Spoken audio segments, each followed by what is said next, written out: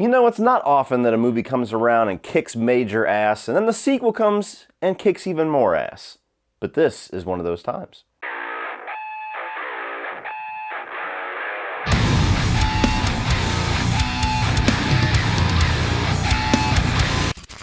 What is up, everybody? Welcome to my review of Blade 2. If you missed it, just a couple of days ago I reviewed the original film from 1998. Of course, we're going to follow this up with Blade Trinity, and then later on at the end of this month, we're doing another 31 on 31 called Creatures of the Night, where of course me and the other members of Autop Stream are going to rank 31 vampire and werewolf films, and the 3 Blade films managed to make that list. So, that's why we're talking about this trilogy now, instead of sometime in the next 25 years when the Marvel one comes out. Blade 2 is one of those movies that I actually remember being so excited to go and check out in the theaters. As I said in the previous review, I did not get a chance to check out the original in theaters. My dad went with my uncle and then came home raving about it, and for months and months I had to wait in anticipation to check out this new kick-ass vampire film that my dad's hyped up for me.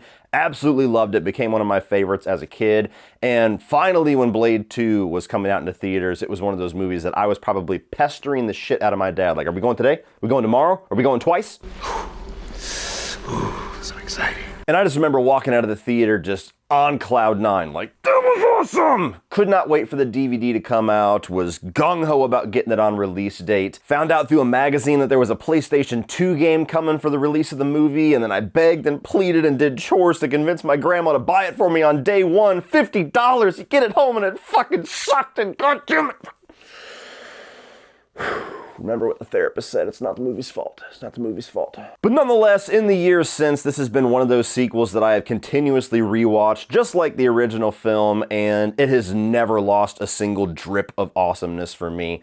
And while I do think that they are pretty damn close, I have always preferred Blade 2, just by a sliver. Getting into the positives regarding Blade 2, the main thing that always stands out about this movie to me is the Reaper vampires. Now, I talked a little bit in the first film's review about how Blade really brought this cool element to it about having this underground high society of vampires, and all the best vampire movies try to do something a little different to differentiate themselves from the dozens and dozens of movies that follow the same rules. And this one, even more so than the first one, does that with the Reaper vampires. Just having the viral kind of infection that is the Reaper virus, and the mouths opening up and having the little tongue thing come out, like, it kind of made vampires scary again, which was the goal of Guillermo del Toro in the first place with the vampire design.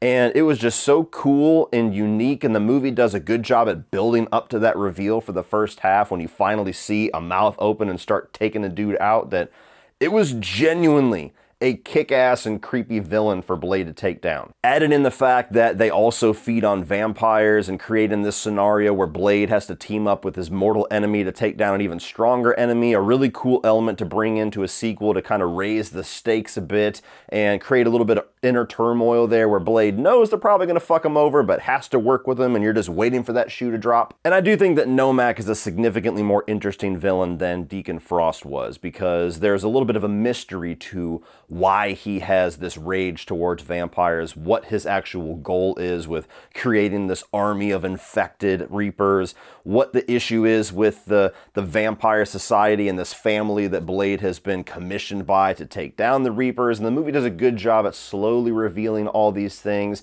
to the point to where you get to the third act and you actually kind of understand Nomac. You kind of feel for him to a certain degree. You still want him to die because Blade's the man and Blade's always the one you're going to side with, but you understand why he has an issue with this crusty-ass, gray-looking old motherfucker that is just like the biggest representation of like hierarchy asshole in the vampire world. Also added in the fact that they don't have any of the weaknesses of vampires. You have the sunlight, the UV ray weakness, and then you have like the heart that is encased in bone you can only get to from the side, and all the other tricks and things that Blade uses to take down vampires every single day doesn't work on these things. You chop off their limbs, it doesn't matter. You break their limbs, it doesn't matter. You can stab them, you can shoot them, you can hit them with silver and garlic, it doesn't matter. You ain't slowing these things down.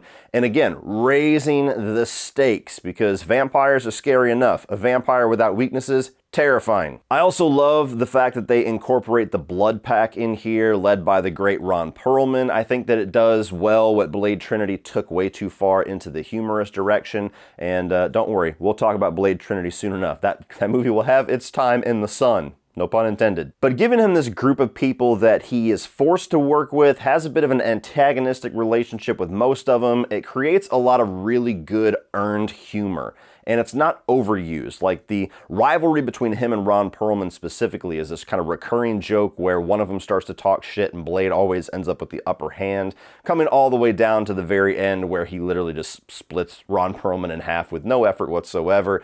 It's just a great element to bring in here, forcing Blade to work with vampires, but giving you a really creative and fun group of people to have him interact that way with. And the way that they round out the cast of characters there, not only with the great Ron Perlman, but you got Donnie fucking Yen in here as a guy that doesn't speak and just has a sword, and you read everything in his eyes. Like, whenever he points at that Reaper and it's just coming at him, you're just like, oh yeah. That dude could be the Blood Pack by himself, and he's gonna get shit done. Even the guy that was the douchebag in the first Fast and Furious movie is in here, and he's kind of a fun character. You know, don't use your bullets, they're immune to bullets, fuck it. And while this feels like it goes without saying, I'm gonna say it anyway, Wesley Snipes is still the baddest motherfucker around in this movie. He carries over everything that he did so well in the first Blade, and does it just as good, if not better, in this movie. His presence, the fight choreography, the attitude, the coolness, even the moments of humor here, I think are actually a little bit better than the first Blade, mostly because he has better characters and more material to bounce off of, like Ron Perlman. And so all the little moments of humor you get with Blade in this movie, I think, are some of the standout moments that I don't know whether they were written or they were just kind of Wesley Snipes' little flavor that he brings to the character, but regardless, it's just another showcase of what I would call the coolest movie character of all time. You obviously do not know who you are fucking with! The action also gets ramped up quite a bit in this one because there's more of a variety. You get those hand-to-hand combat segments, you get those segments where Blade is just taking out a room full of dudes with his fists or a sword, but you also get a lot more of a vampiric threat here, where it's not just like dudes that he's fighting that just happen to explode into dust by the end of the fight. You get the Reapers and the massive number of Reapers to where it's almost like a zombie movie with just the number being the threat. And so you have the UV grenades, you have different weapons they have to do, you have that whole segment in the tunnels where they're all kind of going off and then have to come back together and just take on a whole horde of Reapers. There's a really nice variety, but also ramped up amount of action in Blade 2. And finally, I also like the addition of Norman Reedus in here as Scud. Now, this was before he kind of took over the hearts of all of you crazy women that like really sweaty dudes that have not showered in years. This was when he was just kind of coming off of the Boondock Saints, and I've seen him in a couple movies other than that, and so he was kind of a rising star at this time.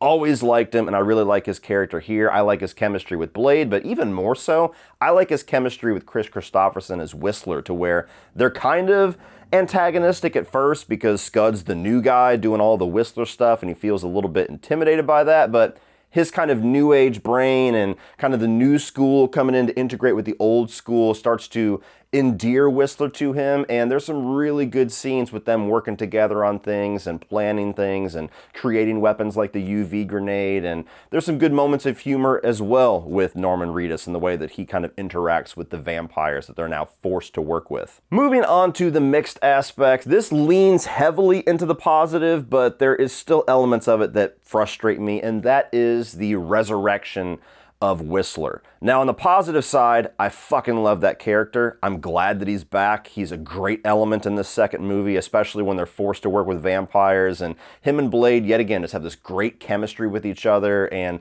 the way that he talks shit to these vampires when he has absolutely no chance if they really wanted to fuck him up, but still just that Chris Christopherson attitude comes through full tilt. I love the character. Love the fact that he's back.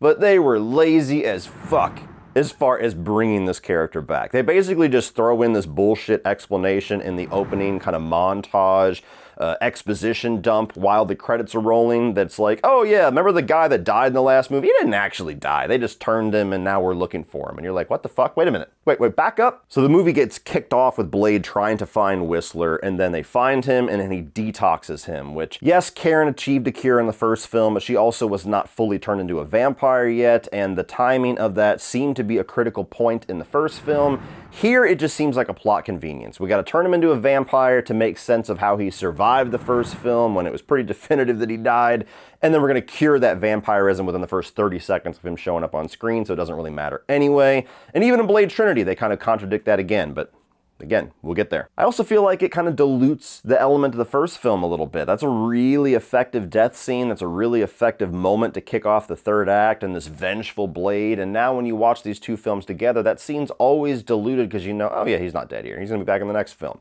So again, it's kind of worth it because I love the character and I love the way that they utilize him in this film, but I almost wish they would have maybe plan that out better in the first film or just execute it a little better in the second film to where it didn't just feel kind of shoehorned and lazy with the way that they implement it. I've also always been mixed on the relationship, the love interest angle between Blade and Nyssa. Now, there is an element to it to where I feel like Blade endearing himself to a vampire and seeing kind of the human element to a vampire and somebody that's not outright evil is an important kind of character progression and something that kind of complicates his mission a little bit. I like that side of it.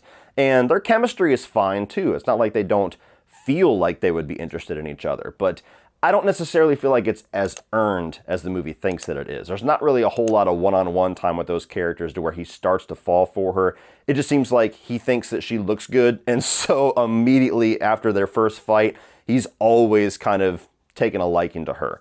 And while that's very realistic, you can have the most stoic and the most grounded and smart man on earth, and you throw a hot piece of ass in front of him, you're gonna chip that fucking armor. But at the same time, it just feels like the movie could have put a little bit in there to make me feel like that was earned, and they don't. And now moving on to the negatives, and they're gonna sound like a broken record, it's the CGI. And to be honest with you, I don't know if I dislike this CGI maybe even more than I dislike the CGI in the first one, because the first one to me, while on paper is probably worse, it also feels like I forgive it more because it's CGI from 1998, where this is that era where they start to implement a lot of CGI to where movies start to look like video games.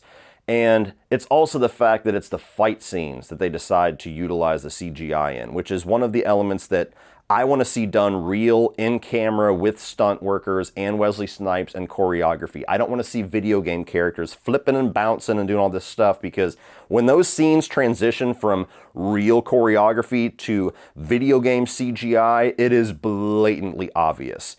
Now, again, not the worst CGI that I've seen. It's not like it kills the movie. It's not like it's this glaring issue with Blade 2, but I really wish they would not have went that direction with the fight scenes especially, because it just looks fake as fuck. The only other negative that I have here, much like the first film, is just like kind of a nitpick. It's kind of something that's just like, does that make sense? I don't know. We can debate it in the comment section.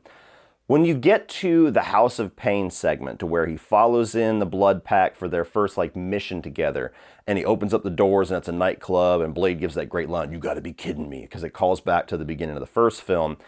I've never understood how he can walk into this very heavily populated nightclub full of vampires and nobody freaks the fuck out that Blade's there. Because it seemed to establish in the first film that a lot of people, if not everybody in the vampire world, knows who the fuck Blade is, and everybody fears him. And that's absolutely something that's a fact in Blade Trinity.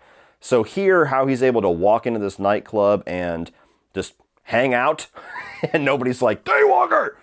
Never really made a whole lot of sense to me. I get it, you gotta cheat sometimes to make the script work. They couldn't have everybody freak out because the Reapers have to be that threat that come in, but it doesn't make a whole lot of sense to me. With all that being said though, guys, I absolutely love this movie. It's one of my favorite vampire and action films of all time. I think it's one of the best sequels ever made, and while I adore the first Blade, and maybe some days when I watch it, I kind of prefer elements of the first Blade, more times than not, this is my favorite Blade film, and probably always will be my favorite Blade film. It's just a kick-ass sequel from top to bottom, and even the few things that it does wrong, barely even a drop in the bucket compared to all the things that it does awesomely. Well, that's it for this one, guys. If you enjoyed that, I'm gonna put my playlist down here for all my 2023 new release reviews, and I'm also gonna put my review of the original Blade up here so you can catch up on all my thoughts before we wrap this bitch in Blade Trinity. Please like and share and hit that subscribe button so you don't miss everything in the future. And as always, remember, opinions are like assholes, but that doesn't mean you have to be.